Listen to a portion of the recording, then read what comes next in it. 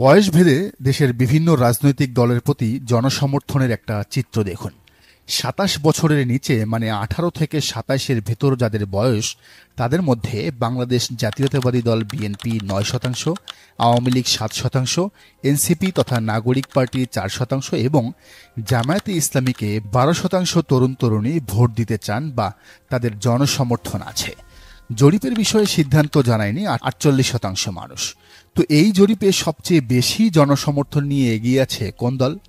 বাংলাদেশ জামায়াতে ইসলামী। BNP দ্বিতীয়, আওয়ামী লীগ তৃতীয় এবং নাগরিক পার্টির অবস্থান চতুর্থ। এবার আসেন জরিপটা বিশ্বাস করার মতো কিনা সেটা যাচাই করা যাক। বিআইজিটি পালস সার্ভে ২০২৫ নামের এই জরিপটা করেছে বিআইজিডি, যার পূর্ণরূপ হল BRAC institute of governance and development. এই প্রতিষ্ঠানটা ব্র্যাকের একটা অঙ্গ প্রতিষ্ঠান। তো ব্র্যাকের ফজলে হাসান আবেদ কিন্তু জামাতপন্থী কেউ নন যে তার হাতে গড়ে ওঠা বিআইজিডি জামাতের টাকা খেয়ে তাদের পক্ষে কথা বলবে বা জরিপ ম্যানিপুলেট করবে। বরং ব্র্যাক সবসময়ই জামাত শিবির বিরোধী। কয়দিন আগে সাবেক এক শিবির নেতাকে শুধুমাত্র মাদ্রাসায় পড়ার কারণে চাকরি দেয়নি ব্র্যাক। আবার আসিফ মাহতাব উৎসকে পাঠ্যপুস্তকের সমালোচনা করায় বহিষ্কারও করেছিল এই ব্র্যাকের ইউনিভার্সিটি। সুতরাং এটা নিশ্চিত যে তারা মাঠে যা পেয়েছে সেই রেজাল্টই দিয়েছে, সত্য ঘটনাই তুলে ধরেছে। জরিপের আরও কিছু বিষয় নিয়ে সামনে কথা হবে, তবে তার আগে জানা দরকার ১৮ থেকে ২৭ বছর বয়সী তরুণ তরুণীরা কেন জামাতকে এত পছন্দ করেন। কারণ তারা তো জামাত করেন না, করার সুযোগও কম। হ্যাঁ, এইখানে মূলত ৯৯% অবদান ইসলামী ছাত্র শিবিরের।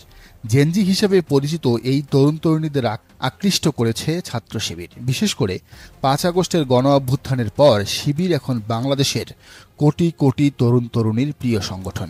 আর শিবিরকে যেহেতু সাধারণ মানুষ জামাতের সংগঠন হিসেবেই জানে, ফলে তারা শিবিরের কারণেই জামাতকে ভালোবাসে। ভালো তো বাসারই কথা।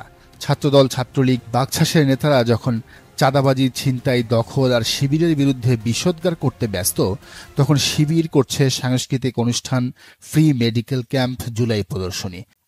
আচ্ছা, তো বয়সের হিসাবে ২৮ থেকে ৩৫ বছর বয়স যাদের, তারা কোন দলকে বেশি ভালোবাসে?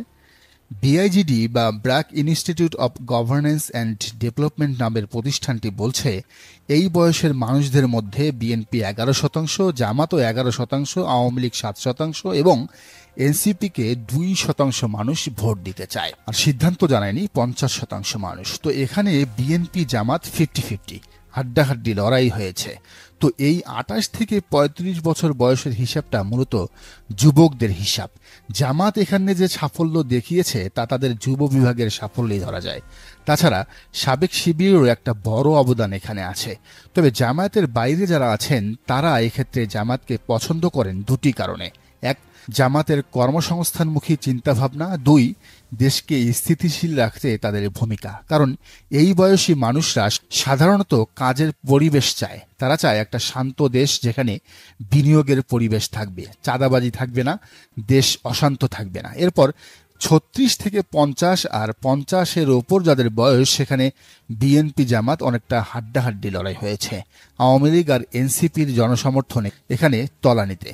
বয়সের হিসাবের পর এবার ব্র্যাক যে কাজটি করেছে, তারা শিক্ষাগত যোগ্যতার ব্যাপারটিও সামনে এনেছে। তো সেখানে দেখা যাচ্ছে গ্র্যাজুয়েট মানে অনার্স শেষ করেছেন এমন তরুণদের ভোট জামাত ১০%, বিএনপিও ১০% পেয়েছে। হাই স্কুলে তারা প্রায় কাছাকাছি মানে ১৯-২০। তবে শিক্ষা নাই বা নিরক্ষর মানুষদের ভোটের ক্ষেত্রে বিএনপি কিছুটা এগিয়ে গেছে। এখানে বিএনপি ১৪% আর জামাত পেয়েছে ৯%। অর্থাৎ জামাতের এই জায়গায় কিছুটা কাজ বাড়াতে হবে। তাদের শুধু শিক্ষিত নয়, কৃষক, শ্রমিক, গার্মেন্টস কর্মী, রিক্সাওয়ালাদের নিয়েও কাজ করতে হবে। তাদের শ্রমিক ফেডারেশনকে আরও বেশি অ্যাক্টিভ হতে হবে। তো এরপর তারা একদম ভোটের ডেটে চলে এসেছে, যেখানে দেখা যাচ্ছে ২৬ সালের পর ভোট চান ২৫% মানুষ আর তার আগে চান ৩২% মানুষ। এই হিসাবটা কিন্তু এরকম হওয়ার কথা ছিল না। এখানে বরং উল্টো হওয়ার কথা ছিল। ১ মাস আগেও সেটিই ঘটেছিল। বেশিরভাগ মানুষের চাওয়া ছিল ইউনূস সাহেব ৫ বছর থাকুন, ভোট হোক 28 বা 29 সালের পর। কিন্তু ওই যে ডক্টর মোহাম্মদ ইউনূসের কিছু উপদেষ্টার ব্যর্থতার কারণে মানুষ ইউনূস সাহেবকে আগের মতো পছন্দ করে না। তাছাড়া জাতিসংঘের মানবাধিকার কার্যালয় বাংলাদেশে স্থাপনের পর ইউনূস সরকারের জনসমর্থন অনেক কমে গেছে, বিশেষ করে আলেম সমাজে তার জনসমর্থনে ধস নেমেছে। তারপরও এখানে এই 25% যারা নির্বাচন আরও পরে চায়, খোঁজ নিলে দেখা যাবে তাদের বেশিরভাগ হয় শিবির নয়তো জামাত। তো বিআইজিডির এই জরিপে তারা আরও একটি প্রশ্ন করেছিল, সেটি হলো আগামী জাতীয় নির্বাচনে আপনি কাকে ভোট দিবেন। ফলাফলটা দেখেন, এখানে বিএনপি 12%, আওয়ামী লীগ 7%, এনসিপি 2.8%, জামাত 10.4% এবং অন্যান্য ইসলামিক দল 2.6%। ভোটের খেলাটা এখানেই। অন্যান্য ইসলামিক দল বলতে মূলত এখানে চরমোনাইকেই বোঝানো হয়েছে।